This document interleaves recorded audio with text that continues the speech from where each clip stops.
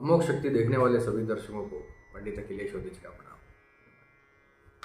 मित्रों, आज मैं आपके सामने एक इतना अद्भुत मंत्र और इतनी अद्भुत उपासना आपके सामने लेकर आया हूँ। यदि आपके जीवन में कोई बहुत ही मुश्किल, बहुत ही कठिन आपके जीवन में कोई समस्या आ गई है, या कोई ऐसा कार्य जो आप बहुत समय से आप चाहते हैं लेकिन पूरा नहीं हो पा रहा है, ऐसे कारणों से कि आप अपने आप को बहुत कमज़ोर समझ रहे हैं और ब्रह्मांड को बहुत शक्तिशाली समझ रहे हैं कि शायद ये काम मुझसे नहीं होगा, आत्मविश्वास आपका कमज़ोर हो गया हो, आपको ऐसा लगता है कि अब तो ये काम जो है शायद ही कभी हो पाएगा, या ये काम हो ही नहीं सकता, या ये मेरे बस की बात नहीं है और अब मुझे इसके बिना इसी प्रकार से जीना पड़ेगा। यदि आपको ऐसा लगता है तो मैं आपके लिए लेकर आया हूँ एक अद्भुत मंत्र। शाबर मंत्र है, इसलिए मैं आपको YouTube पर ये बता रहा हूँ। कोई वैदिक या तंत्रोक्त मंत्र होता तो मैं यहाँ पर उसका उल्लेख नहीं करता। शाबर मंत्रों में बहुत ज़्यादा नियम कानून की आवश्यकता नहीं होती है इस वजह से, और ये सर्वत्र सुलभ भी हैं। अनेक शाबर मंत्र, करोड़ों मंत्र हैं, तो इंटरनेट पर भी बहुत सारे मौजूद हैं। लेकिन जो मेरे अनुभव में है, जो मंत्र मैंने देखा है, जिसके प्रभाव मैंने देखे हैं, वही मंत्र मैं आपके सामने लेकर आया हूँ। उसका एक छोटा सा अनुष्ठान, छोटा सा प्रक्रिया के तहत आपको उसको करना होगा। ये करेंगे तो आपके मुश्किल से मुश्किल, कठिन से कठिन कार्य आपके हो जाएंगे। एक बात लेकिन मैं इसके साथ ये जोड़ देना चाहता हूँ कि कठिन से कठिन काम का अर्थ ये है कि काम पूर्ण रूप से नैतिक होना चाहिए, पॉलिटिकली राइट होना चाहिए, मॉरलिटी के आधार पर बिल्कुल सही होना चाहिए। किसी का बुरा करने के लिए, किसी आपकी इच्छा पूरी करने के लिए किसी और का नुकसान हो जाए, किसी तीसरे व्यक्ति का नुकसान हो जाए, इस उद्देश्य से इस मंत्र को न जपें। शाबर मंत्र हैं, जितने लाभ होते हैं उसी गति से ये नुकसान भी प्रदान करते हैं, हानियाँ भी प्रदान करते हैं। कहीं आपने सुना हो कि शाबर मंत्रों से कोई नुकसान नहीं होता, बड़े आराम से सहजता से सिद्ध हो जाते हैं, तो आप बहुत बड़ी गलतफहमी में हैं, आपको बेवकूफ़ बनाया जा रहा है। ऐसा नहीं होता। मंत्र मात्र दुनिया में जो है अग्नि के समान है। आप उसे या तो घर में रोशनी कर लीजिए, दिया जला लीजिए, या अपने घर को ही जला लीजिए। तो कोई भी मंत्र इस तरीके से, इस प्रकार की बातों में ना आए कि इनसे तो कोई नुकसान होता ही नहीं, कर लीजिए जैसा मर्जी जपो, शाबर मंत्र हैं। नहीं, ऐसा नहीं होता है। मंत्र होते हैं। तो आ जाइए अपने मुख्य विषय पर वापस। आपका कोई भी कठिन काम हो, कोई गलत नियत से किया गया कार्य नहीं होना चाहिए। उसका उद्देश्य बिल्कुल सात्विक और सरल होना चाहिए। आपके भले के लिए हो, चलेगा। किसी और का उसमें नुकसान हो रहा हो, नहीं चलेगा।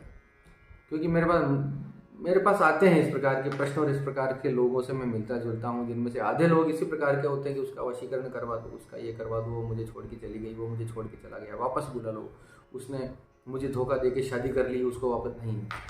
ऐसा नहीं होता। किसी ने, ठीक है, आप के जीवन में अगर ऐसा हो गया है कि आपका दिल तोड़कर आपका किसी ने जो है शादी कहीं और कर ली है, तो अब उसका लाने का कोई उपाय आपको नहीं करना चाहिए। ये आपके जीवन की नियति है, इसे स्वीकार करके आगे बढ़िए। ईश्वर ने क्या पता आपके लिए और कोई अच्छा, आपके लिए कोई और उत्तम आपके लिए है सोच रखा हो इस प्रकार से। तो ऐसा आगे बढ़िए। ये सब काम, इस प्रकार के फ़ोन मैसेज मेरे पास करने का भी नहीं है कि वशीकरण करवा दो, और उसका वशीकरण भी होते हैं, मैं करवाता भी हूँ, लेकिन उद्देश्य बिल्कुल सत्य और उसका सात्विक होना चाहिए। ऐसा नहीं कि किसी के घर को उजाड़ कर मैं आपके लिए कुछ, ऐसा नहीं।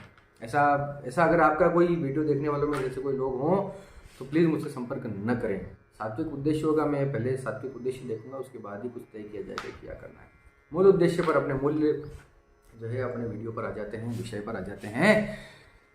आपके जीवन में किसी भी प्रकार से कठिन काम हो, इस मंत्र के माध्यम से आप उसको पूर्ण कर सकते हैं। करना कैसे है पहले वो समझ लीजिए। मंत्र में बिल्कुल अंत में बताऊंगा, डिस्क्रिप्शन बॉक्स में भी दे दूंगा। ये मंत्र आपको किसी भी शुक्ल पक्ष से स्टार्ट करना है। शुक्ल पक्ष हो, शुक्रवार हो, अष्टमी तिथि हो, प्रतिपदा हो, प्रतिपदा यानी एकम, जिसको पहली तिथि होती है शुक्ल पक्ष की, इस दिन से आप स्टार्ट कर सकते हैं। अष्टमी हो, प्रतिपदा हो, शुक्रवार हो और पूर्णिमा हो। पूर्णिमा की तिथि से भी इस मंत्र को शुरू किया जा सकता है। करना कितना है देखो, शाबर मंत्र में कोई ऐसा वैदिक विधान तो है नहीं, तो मैं अपने अनुसार, मैं अपनी बुद्धि से आपको समझा देता हूँ कि आप जितना ज़्यादा आप जप सकें। सबसे पहले अपने आप को शुद्ध कर लीजिए, प्रातः काल जपना है, सुबह सुबह जपना है, सूर्योदय से पहले उठ जाइए, अपने नित्य कर्म कर लीजिए, एक माला गायत्री की कर लीजिए, भगवान सूर्य को जल चढ़ा दीजिए, अपने गुरु को याद कर लीजिए। शाबर मंत्र को जपने से पहले सबसे पहले अपने गुरु का कोई भी शाबर मंत्र जरूर जप लेना चाहिए, अवश्य जप लेना चाहिए। गुरु गोरखनाथ का या गुरु मच्छेंद्रनाथ का, इस प्रकार से गुरुओं का कोई मंत्र हो, इंटरनेट में मिल जाएंगे, नहीं मिले तो मुझसे पूछ लीजिए कमेंट बॉक्स में, मैं आपको उसका भी एक मंत्र बता दूंगा गुरु। तो सबसे पहले एक माला गुरु मंत्र की कर लीजिए अपने गुरु को। आपके पास कोई सामग्री नहीं है, मैं ये मान के चलता हूँ कि आपके पास कोई सामग्री नहीं है, कोई संसाधन नहीं है, आपके पास सिर्फ एक माला है और आप हैं और एक आसन है, इतना मान के मैं चलता हूँ।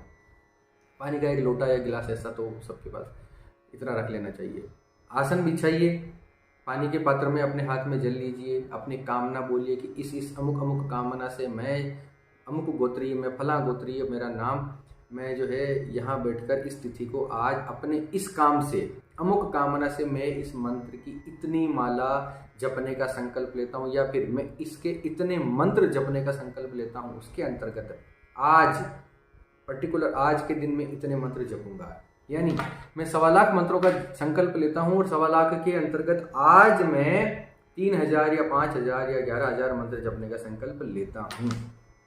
इस प्रकार से आपको संकल्प लेना है। जब तक आपका पुरुष चरण अनुष्ठान चले तब तक आपको जमीन पर सोना है, एक समय भोजन करना है, फलाहार लेना है। भोजन करने का मतलब एक समय आप भोजन कर सकते हैं, सुबह कुछ ना खाएं तो शाम को आप जो है अन्न खा सकते हैं, या सुबह फलाहार ले सकते हैं, दूध पी सकते हैं, दही ले सकते हैं। बिल्कुल निराहार नहीं रह सकते हैं, कोई बात नहीं, उपवास की आवश्यकता नहीं है, लेकिन कोशिश करें कि आप जो है एक समय ही अन्न खाएं, बाकी समय आप दूध या फलाहार पे निकालें। जमीन पर सोना है, संभोग संसर्ग से दूर रहना है, ब्रह्मचर्य व्रत का पालन करना है। ये सिंपल सी सीमाएं हैं। देखिए, आपको कई लोग कहेंगे कि शाबर मंत्रों में इसकी आवश्यकता नहीं है, मैं कहता हूं कि है, करना चाहिए। तपस्या है, तपस्या का में अगर आपने थोड़ा सा दुख नहीं देखा, तकलीफ नहीं देखी, तो तपस्या का बल कैसे प्राप्त होगा, ये मेरा मानना है। जब फिर बाकी जैसे आपकी इच्छा, थोड़ा सा तप कीजिए, मौन धारण रखिए, कम से कम बोलिए। जब तक ये मंत्रों का अनुष्ठान हमारे चल रहा है उतना कम से कम बोलिए, किसी की निंदा नहीं करें, गुस्सा नहीं करें, मंत्र को अपने मन में चलने दें, उस कामना को अपने मन में चलने दें। इतना आपको करना अवश्य चाहिए। शिव की पूजा अवश्य करें। इन दिनों में भगवान शिव के मंदिर जाएं, वहाँ जल चढ़ाएं, जो भी आपको ठीक लगे। भगवान शिव की, सबके मंत्रों के तंत्रों के पिता शिव हैं, तो भगवान शिव की उपासना भी आप इसमें अवश्य करें। सबसे पहले गुरु का मंत्र जपें, फिर एक माला आप गायत्री मंत्र की जप लें, शिव की उपासना कर लें, पूजा कर लें। अब आप मंत्र जपने के लिए रेडी हैं। मंत्र को जपिए जितना ज़्यादा हो सके, जितना आपने संकल्प लिया है। आपने 5000 मंत्रों का संकल्प लिया है, इसका मतलब है कि 50 माला आपको करना है। 3000 का लिया है तो 30 माला।